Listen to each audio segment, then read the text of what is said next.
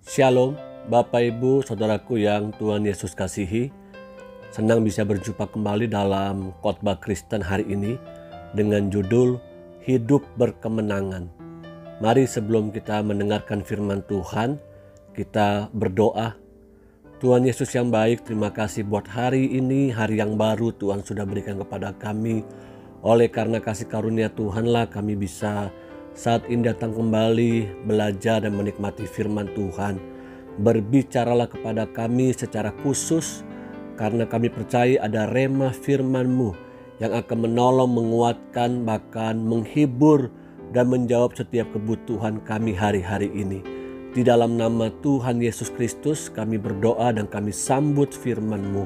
Haleluya, haleluya, amin. Judul firman Tuhan hari ini adalah Hidup Berkemenangan.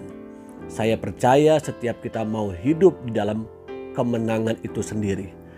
Tidak ada satupun di antara kita yang mau hidup dengan berbagai macam kekalahan. Namun nyatanya kita seringkali mengalami kekalahan atau mungkin juga kita sudah bosan hidup di dalam segala kekalahan.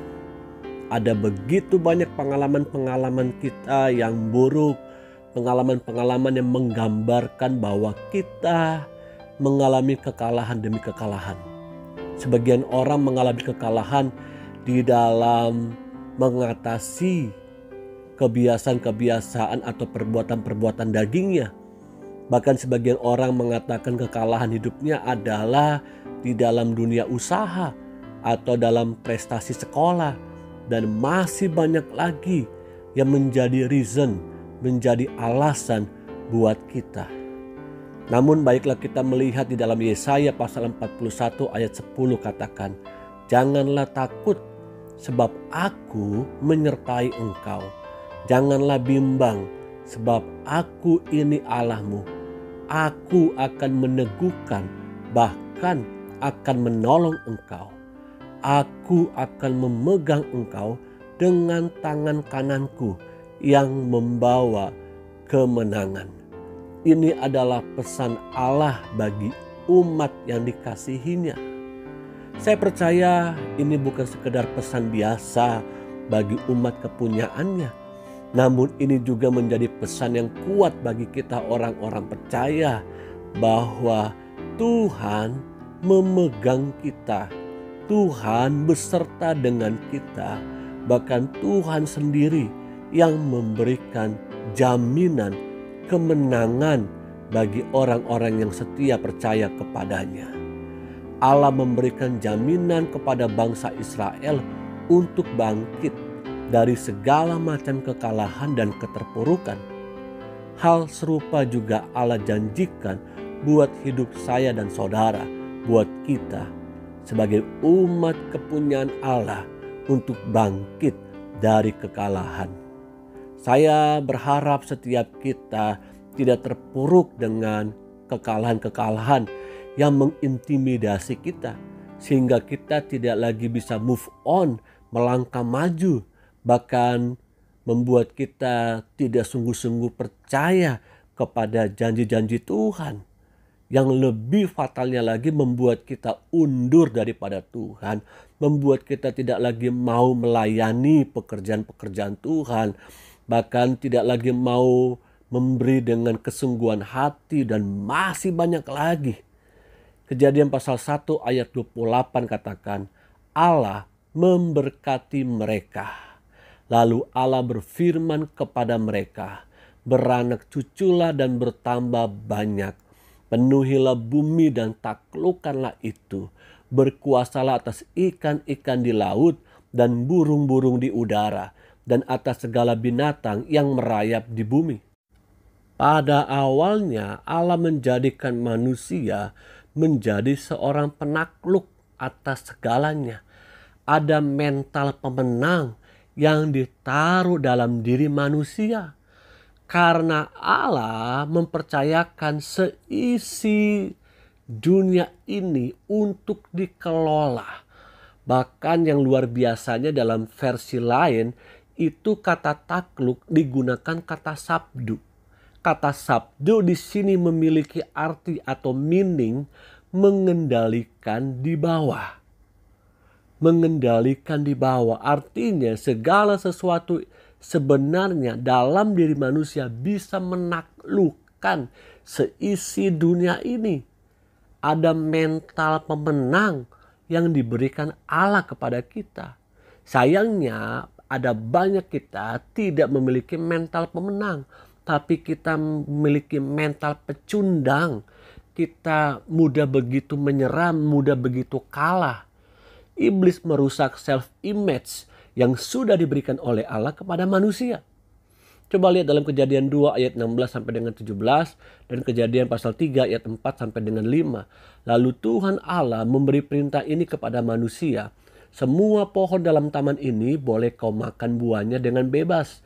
Tetapi pohon pengetahuan tentang yang baik dan yang jahat itu janganlah kau makan buahnya. Sebab pada hari engkau memakannya pastilah engkau mati.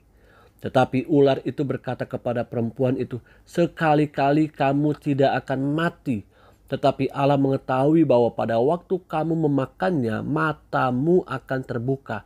Dan kamu akan menjadi seperti Allah, tahu tentang yang baik dan yang jahat. Coba lihat di sini, iblis memutarbalikkan firman Allah. Dan firman Allah itu ternyata menjadi senjata bagi iblis untuk mencoba menawarkan bahwa engkau akan menjadi seperti Allah ketika engkau berbuat ini dan itu. Ingat baik-baik, saya dan saudara sudah diciptakan oleh Allah segambar dan serupa dengan Allah.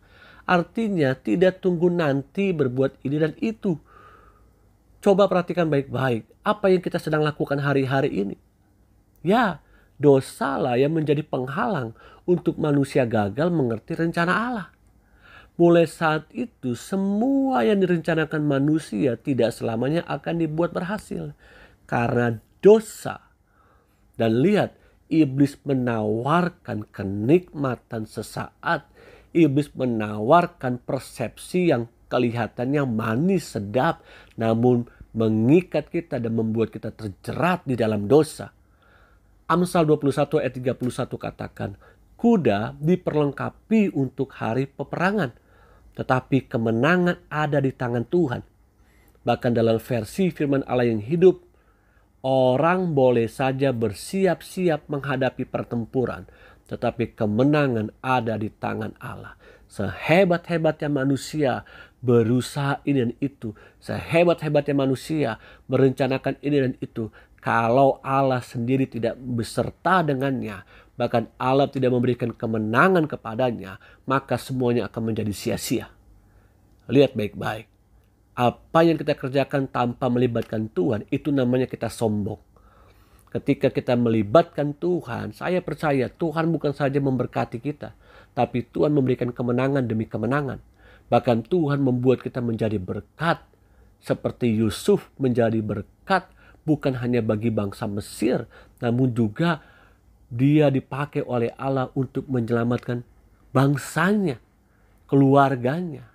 Bukankah itu menjadi kerinduan kita bersama-sama, supaya apa yang kita kerjakan mengalami kemenangan demi kemenangan. Apalagi dalam menghadapi pandemi COVID-19 ini, saya dan saudara tidak boleh menyerah. Kita harus tetap move on, melangkah, bukan karena berani, tapi karena percaya. Amin. Yang pertama, kemenangan itu diberikan oleh Allah melalui percaya kepada Yesus. Jadi kemenangan kita itu ada di dalam kepercayaan kepada Yesus Kristus. 1 Yohanes pasal 5 ayat 1 sampai dengan 5 katakan, setiap orang yang percaya bahwa Yesus adalah Kristus lahir dari Allah. Dan setiap orang yang mengasihi dia, yang melahirkan, mengasihi juga dia yang lahir daripadanya. Inilah tandanya bahwa kita mengasihi anak-anak Allah, yaitu apabila kita mengasihi Allah serta melakukan perintah-perintahnya. Coba perhatikan dalam ayat 2 ini, saya akan bacakan perlahan-lahan. Inilah tandanya bahwa kita mengasihi anak-anak Allah, yaitu apabila kita mengasihi Allah serta melakukan perintah-perintahnya. Dalam ayat selanjutnya, sebab inilah kasih kepada Allah, yaitu bahwa kita menuruti perintah-perintahnya. Perintah-perintahnya itu tidak berat, sebab semua yang lahir dari Allah mengalahkan dunia. Dan inilah kemenangan yang mengalahkan dunia, iman kita. Siapakah yang mengalahkan dunia selain daripada dia yang percaya bahwa Yesus adalah anak Allah. Saya akan menekankan di dalam ayat yang keempat ini. Sebab semua yang lahir dari Allah mengalahkan dunia. Dan inilah kemenangan yang mengalahkan dunia, iman kita. Lihat, kita ini sudah diberikan kemenangan ketika kita sungguh-sungguh percaya kepada Yesus sebagai Tuhan dan Juru Selamat. Kemenangannya itu bukan nanti ketika kita mati meninggalkan dunia ini lalu kita mendapatkan kehidupan kekal. Bukan tunggu nanti. Tapi saat ini pun di dalam dunia Tuhan sudah berikan kemenangan kepada kita. Kemenangan yang Tuhan berikan kepada kita adalah kemenangan untuk kita hidup keluar dari kegelapan. Kita sudah menjadi anak-anak Allah. Kita adalah terang yang kita peroleh dari terang sejati itu. Dan Tuhan mau kita hidup dengan iman yang sungguh kepadanya. Sehingga kita bisa bagikan kemenangan yang kita sudah dapatkan itu. Kemenangan itu sudah diberikan jika kamu beriman kepada Yesus. Saya ingin bertanya kepada Bapak, Ibu, Saudara, bahkan terhadap diri saya sendiri. Apakah hari-hari ini kita tetap percaya, tetap beriman kepada Yesus sebagai Tuhan dan Juru Selamat, sekalipun mungkin kita belum mendapatkan apa yang kita harapkan, apa yang kita doakan? Masihkah kita percaya, beriman kepada Dia yang sudah menyelamatkan kita, bahkan menolong kita? Yang kedua, kasih Yesus menjadi dasar untuk kita mengalami kemenangan atas maut dan dosa. Jadi kasih Yesuslah yang menjadi sebuah powerful buat kita untuk hidup kemenangan. Roma 8 ayat 37 sampai dengan 39 katakan, tetapi dalam semuanya itu kita lebih daripada orang-orang yang menang oleh Dia yang telah mengasihi kita. Sebab aku yakin bahwa baik maut maupun hidup, baik malaikat-malaikat maupun pemerintah-pemerintah, baik yang ada sekarang maupun yang akan datang, atau kuasa-kuasa baik yang di atas maupun yang di bawah, ataupun sesuatu makhluk lain, tidak akan dapat memisahkan kita dari kasih Allah yang ada dalam Kristus Yesus Tuhan kita. Ada amin. Jadi kita ini memang orang-orang yang sudah dimenangkan dan kita hidup di dalam kemenangan oleh Dia yang telah mengasihi kita. Ingat, pada bagian yang kedua ini menjadi kekuatan kita, dasar kita untuk kita hidup kemenangan adalah kasih Allah. Kalau yang pertama adalah kemenangan itu kita peroleh ketika kita sungguh-sungguh percaya kepada Yesus sebagai Tuhan dan Juru Selamat. Namun yang kedua ini kasih Allah lah yang memberikan kepada kita kekuatan, powerful. Tidak ada seorang pun dapat memisahkan kita. Roma 8 ayat 37 dalam firman Allah yang hidup. Namun demikian kemenangan yang gemilang akan kita miliki melalui Kristus yang sangat mengasihi kita sehingga rela mati bagi kita.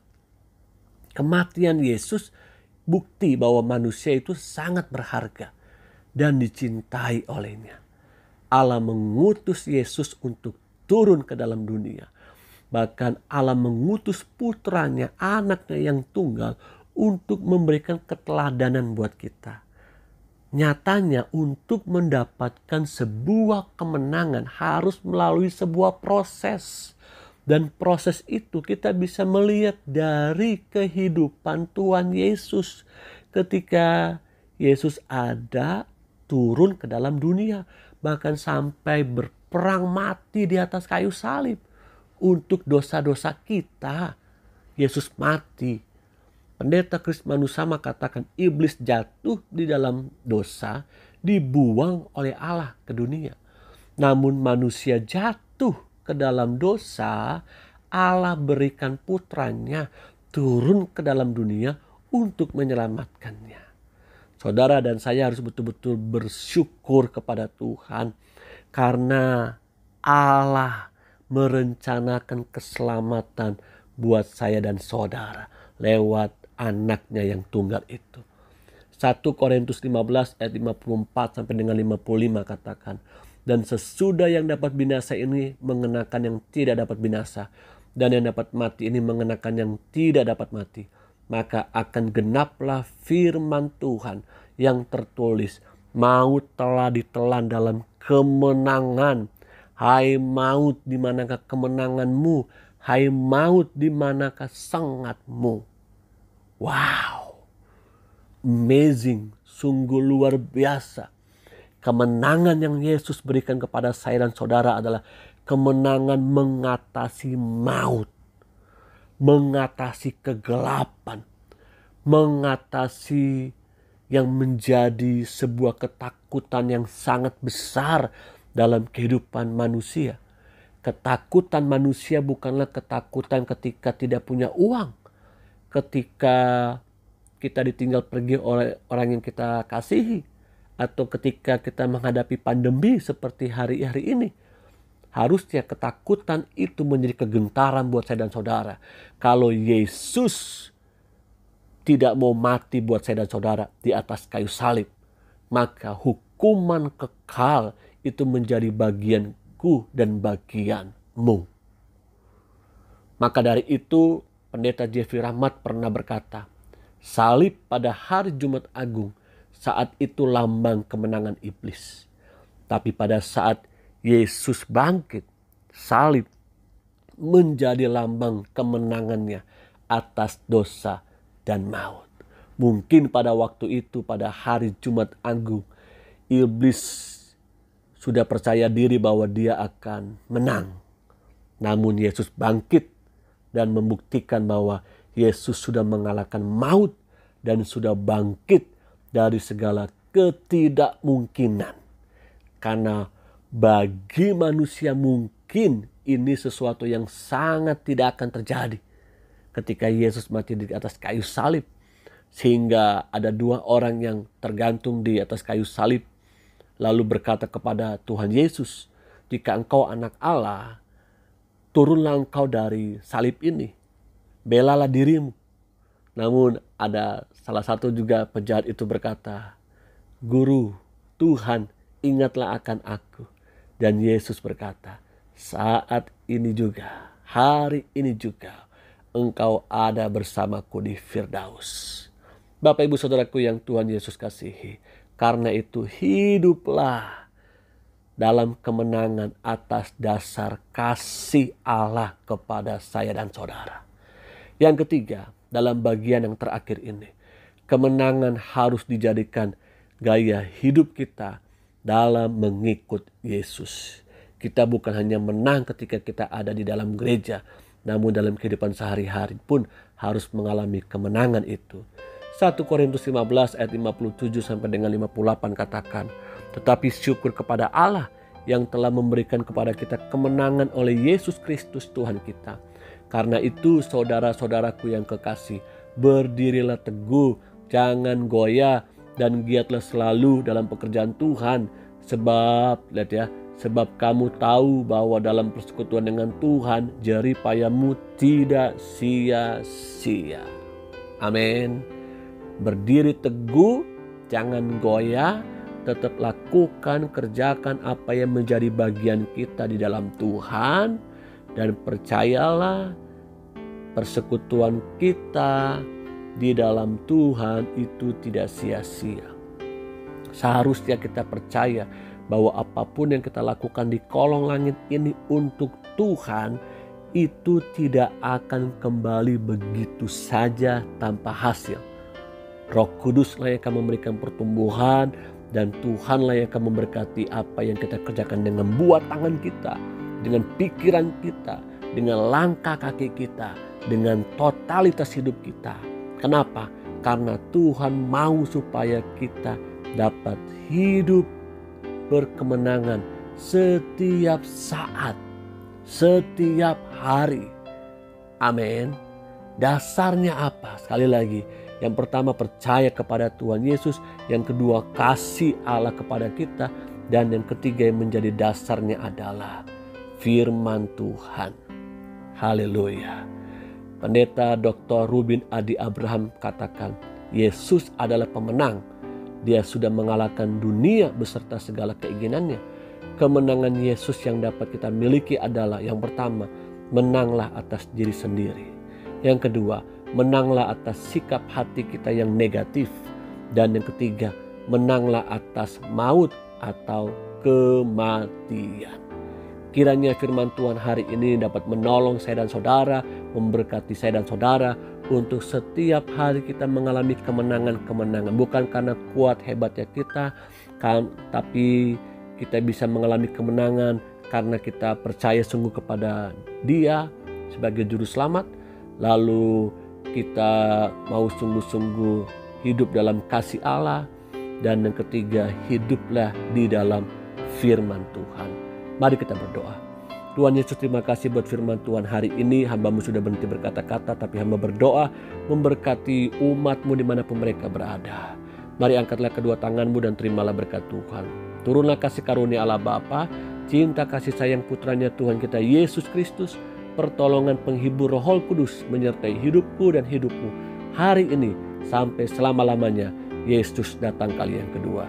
Yang terima berkat Tuhan katakan bersama-sama dengan saya, amin, amin, amin. Terima kasih Bapak Ibu Saudaraku yang sudah menyaksikan dan mendengarkan firman Tuhan hari ini. Berbahagialah mereka yang melakukannya dan membagikannya kepada sesamamu, kepada komunitasmu, keluargamu, gerejamu, dimanapun Tuhan tempatkan. Tetap maju dalam Tuhan, tetap hidup dalam kemenangan. Jangan mau dikalahkan dengan kedagingan, dengan tabiat-tabiat burukmu, bahkan jangan mau dikalahkan dengan dunia ini. Amin.